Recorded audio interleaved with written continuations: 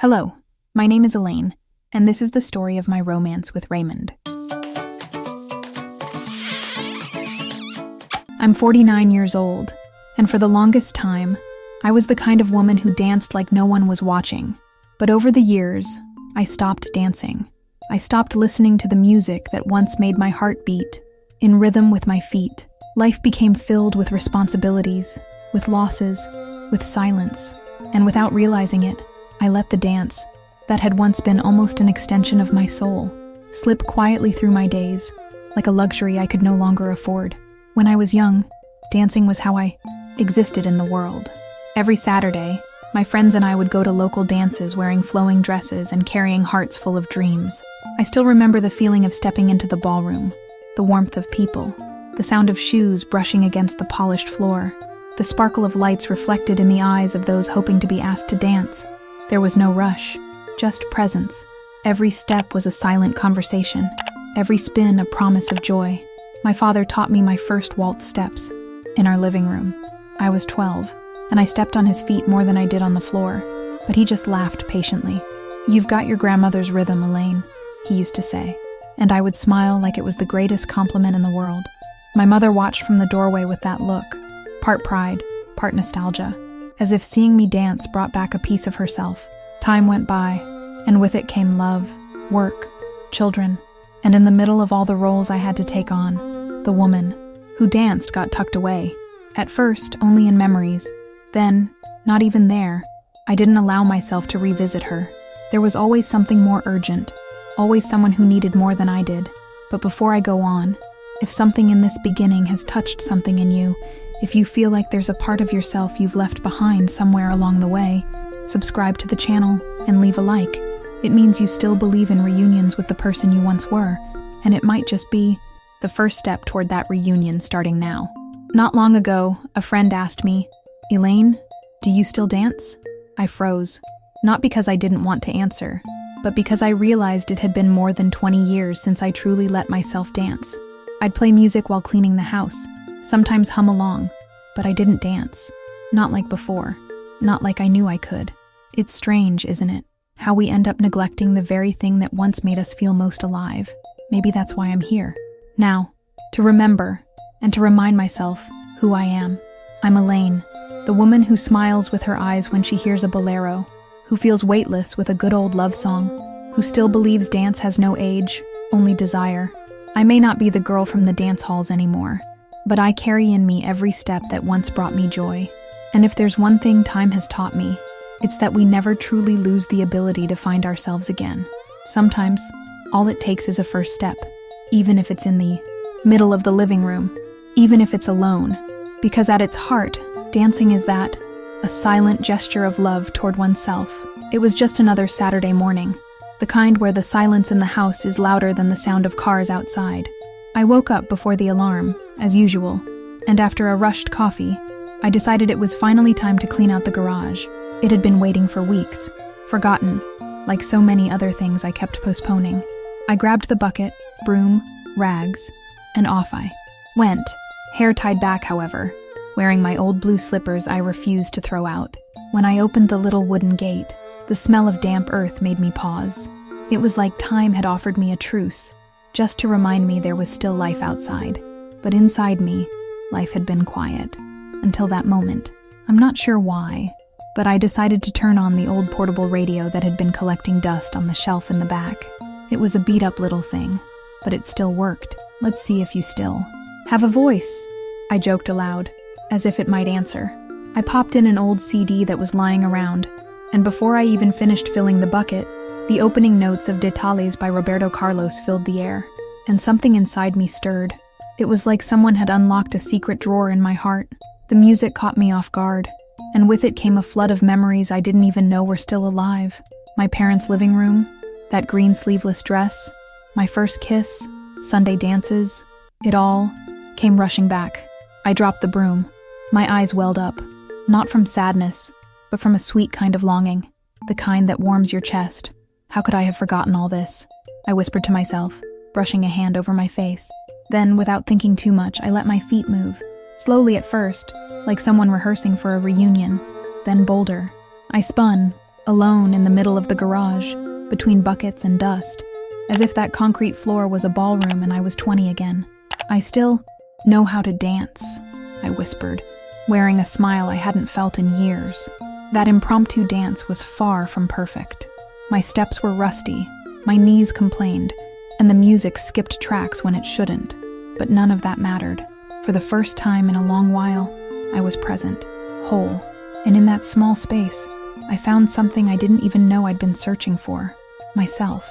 The garage, with its stained walls and smell of detergent, became a sanctuary, a sacred space where I gave myself permission to remember who I am. And it all started with a song, just one, because sometimes that's all it takes, a familiar melody, a moment of broken silence, and the courage to take the first step, even if it's on a dusty garage floor, still gently spinning on the damp cement. My heart racing from this reunion with myself, I was suddenly startled by a sound that didn't come from the radio. A laugh, quiet, almost shy, but unmistakably alive. I looked toward the slightly open door, and there he, leaning against the frame, as if not wanting to intrude. "Sorry, I didn't mean to interrupt. I just heard the music and you dancing. It was beautiful to watch." He smiled, and for a moment, I didn't know what to say. My face flushed, not from embarrassment, but from that kind of warm surprise that mixes shock with the urge to laugh. It was Raymond, the new neighbor I'd only seen once, when he moved in with a truck full of boxes and books. He had the eyes of someone who'd seen a lot of life, and a calm way of being, like he didn't need to say much to be noticed. "Do you like Roberto Carlos?" I asked awkwardly, trying to hide how fast my heart was now beating. "I do. Grew up hearing my mom hum emoções while she cooked, but I'll admit, I've never seen anyone dance like that. Alone, and so beautifully." He took a step closer and added with a glint in his eyes, "Can I join you for this dance?" The question lingered in the air for a moment, like time itself had paused to see what I would do. I could have laughed, declined with a light comment, said I was just fooling around, but there was something in the way he held out his hand, in the open smile and quiet sincerity, that made me want to say yes. "I haven't danced with anyone in years, Raymond. Not even with myself, to be honest. So maybe today's a good day to change that." I placed my hand in his, feeling the warmth and firmness of someone who also knows the weight of life. He wasn't in a hurry, didn't rush the rhythm. He just led gently, like someone who respects the other's time.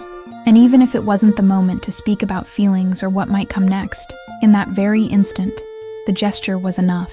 We moved slowly, barely leaving our spot.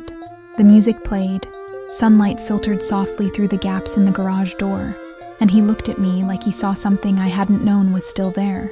"You dance like you're remembering who you are," he said, and I smiled, perhaps for the first time in a very long while, with my whole soul, because in some strange and beautiful way, Raymond already felt like part of my story, like he had always been there, just waiting for the right moment to walk in. And that Saturday, he did, through the garage door, and maybe into my heart as well. Our steps were tentative at first, as if my body still needed to believe this was real. Raymond held my hand so gently it felt more like an invitation than a lead. He didn't pull, just welcomed, and I accepted, one step at a time, as if we were learning a new language together. And maybe we were. The bucket was still in the corner, the soap suds fading, and the cleaning cloths witnessed a scene they could never have imagined. Two grown people dancing among water splashes and memories. But in that moment, the garage transformed.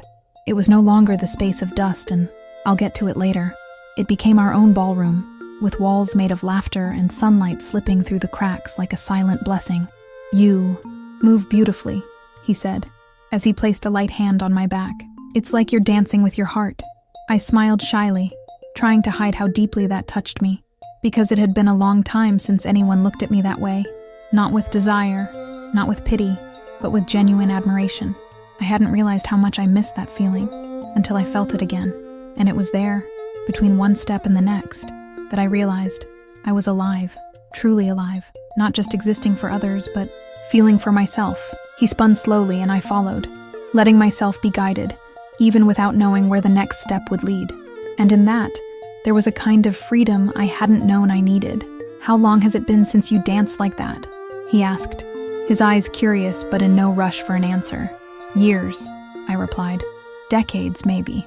My laugh came with a touch of embarrassment. I had nearly forgotten that my body still remembered how to dance, and that my soul still needed it. "Then let's not let you forget again," he said. And just like that, a laugh escaped me, light and free, the kind I hadn't heard from myself in ages. Raymond laughed too, and before we even realized it, we were spinning faster, making up steps, laughing at our missteps like two kids at the end of the day. Everything was so effortless, so unburdened by needing to be perfect, that perfect became simply being there. My feet were sore, but my chest felt light, and when the music finally faded, we stood in silence, for a while, just looking at each other, our breathing still quick, our hearts still dancing. I knew that moment promised nothing beyond itself, but the now was everything I needed. "Thank you," I whispered. "For what?" he asked. "For reminding me how good it feels to be present, for sharing this dance with me, for seeing me." He only smiled, and that smile said it all. That afternoon, between forgotten buckets and rediscovered steps, I felt alive again, and it was in a simple dance that life took me by the hand and whispered, "It's not too late." After Raymond left that afternoon, the silence in the house was different, no longer heavy with loneliness. It was light, but full of questions. I sat on the couch, barefoot, and stirred up inside, as if my body had stilled, but my heart kept turning.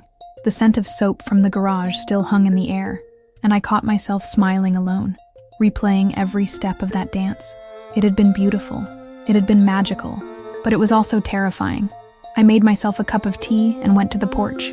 There, with the warmth of the cup in my hands, I allowed myself to feel it all. And right in the middle of that warm feeling, fear crept in, an old companion. What if I'm just confusing everything? I thought. What if it's just loneliness? Time teaches us to doubt sudden happiness, especially after 40, when we've lived through enough loss to learn how to keep both feet on the ground. But at the same time, there was a part of me, maybe the same part that had danced with my eyes closed, that asked, and what if it's not? What if, for the first time in a long time, it's real? My kids are grown, my routine is predictable, and I'll admit, sometimes I wonder if this is really how life's supposed to be now. No surprises, no risks, but also, no wonder, that night I barely slept. I kept turning over, feeling the ghost of his hand still lightly at my waist, remembering the way he looked at me, not like someone seeing a bow, but like someone who saw the whole story. That's what shook me most. It wasn't about attraction. It was about presence, about being seen. But the fear, oh, the fear. It whispers in your ear things that sound like truth. You're going to get hurt again. He was just being kind. Don't get your hopes up. You don't know how to do this anymore. And maybe some of that is true. Maybe I am rusty, not just in my dance steps, but in my feelings too. But even with the fear, there was a quiet courage tucked somewhere in my chest, because our hearts might carry scars, but they don't forget how to beat stronger. And during that dance on that afternoon, mine did just that. It beat hard, in rhythm, with longing, and it wasn't out of need, it was out of recognition. Like something inside whispered, "You're ready," even afraid, "You're ready." 2 days passed since that dance in the garage. 2 days in which every corner of the house seemed to echo those steps, that music, that gentle hand on my back. I kept wondering if it had all really happened, or if my memory had dressed it up the way the heart tends to do when it daydreams. I was sitting at the kitchen table, idly stirring my lukewarm tea, when the doorbell rang. I walked to the gate, heart racing more than I wanted to admit, and there he was, Raymond, wearing the same plaid shirt from the other day, a shy smile on his face, and holding a vinyl record in his hand. I thought, maybe you'd like to dance again, he said, lifting the record like it was a rare gift. I found this on my shelf and thought of you. Old boleros, the kind made for dancing with the heart. In that instant, I knew. It wasn't just another dance. It was his way of saying he'd felt something too. That the other afternoon hadn't just been a beautiful moment. It was a beginning. And I, still trying to make sense of my own feelings, felt my chest open with a lightness I hadn't felt in years. I invited him in. The record player in the living room, a gift from my father, had been sitting unused in the corner for years, more decor than anything else. But Raymond approached it with reverence, like someone who understands the weight of objects that hold memories. He placed the record gently, and soon the needle found the first track, a soft bolero, its melody old, but it's romance, timeless. You know this is the same record they used to play in the ballroom back in my hometown? I said, touched, as he reached for my hand once more. I didn't, he replied, but it looks like it found its way here for a reason. And I smiled. This time the dance was slower, not for lack of rhythm, but from a desire to linger. His eyes searched mine with a calm that felt beautiful, and our steps spoke in the quiet like they'd known each other for years. I didn't have to pretend. I didn't have to rush. In that moment, I could just be. Between songs, we exchanged short lines. Do you always dance like this? He asked. Only when the vinyl's this good. Joked, laughing. The connection grew effortlessly. There were no promises, no grand declarations, but there was honesty, and that was enough. When side A ended, he didn't flip the record. He just stayed there with me, in a comfortable silence that said more than 1,000 words. I looked at him, and for the first time, I didn't want to figure everything out. I just wanted to feel, because in that gesture, the record, the invitation, the respect, I understood. It wasn't just another dance. Someone saying, in quiet ways, I'm willing to walk slowly with you. And for the first time in a long while, I wanted to walk with someone too. Today marks exactly 3 weeks since Raymond rang the bell with a vinyl in hand and an invitation in his eyes. And since then, my days have taken on a different rhythm, a softer pace, more attentive, a cadence that doesn't need music to be felt. Sometimes, all it takes is the sound of his footsteps approaching the porch, or the clink of coffee cups we share on Sundays, saying little but feeling everything. We see each other almost every day. There's no rush. He always respects my silences, and I've learned to listen to his. We walk together in the neighborhood park every evening, just as the sun begins its gentle goodbye. He likes watching the birds. I like watching him, and now and then, he takes my hand, in that quiet way that says, it's okay, you can trust me. We don't talk about the future, or about what we are, and honestly, that brings me peace. For so long, life taught me to seek labels, answers, guarantees, but now, at 49, I realize the most important thing is to feel at peace with the present, and with him, I do. The other day, without warning, he showed up with a bag of warm cheese rolls and said, I wasn't sure if you'd had breakfast. The gesture was so simple, so kind, but it's in these little things that we begin to notice. We might just be living something special, not a storybook kind of love, the kind that steals your breath and wrecks your world, but a possible kind of love, quiet, mature, built slowly, in glances, in presence, in respect for the other's timing. Sometimes, we dance again. Yes, in the garage. No stage, no audience. Raymond brings the old radio, picks a vintage tune, holds out his hand, and asks, May I have this dance, lady of the steady steps? And I say yes. I always say yes. Because there, between laughs, stumbles, and improvised moves, I feel something I can't quite name, but recognize. And you know what? I don't even know if it's love. I'm not in a rush to define something that's still blooming, but I know it's a new beginning. And more than that, it's a beginning I choose to live. No guarantees, no promises, just an open heart. After everything I've lived through, I thought my time for feeling had passed. But now I see, time doesn't take away what's real. It just keeps it safe until we're ready again. And I am. So if someone asks what this is we're living, I'll say, we're dancing, slowly, respecting each other's rhythm. And for now, that's all I need. Because sometimes, the courage to begin again is, all by itself, the most beautiful form of love.